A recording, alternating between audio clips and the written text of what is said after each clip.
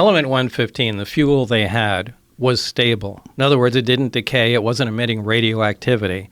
When they synthesized the 2 or 3 atoms of the 115, it did decay, and it was not a stable element. So they're kind of two different things. But this is kind of typical. Elements always have, or pretty much always have, stable isotopes and unstable isotopes. Like I think cesium has like 30 unstable isotopes to it. So, hydrogen, for example, you're familiar with hydrogen gas.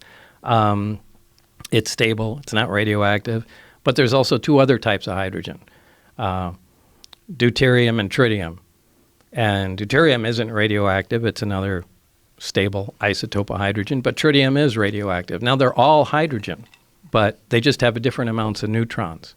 So it's the same thing with other elements and element 115. Depending on the amount of neutrons it has, designates the isotope, but it's 115. They will continue to take or experiment and try and make 115 at different isotopes, and I'm sure eventually they'll come up with a stable version, but it's the stable version that has the properties that we're talking about. So they somehow or another had acquired a stable version. Did they say that the stable version had come with this craft? Yeah, it absolutely came with the craft, yeah.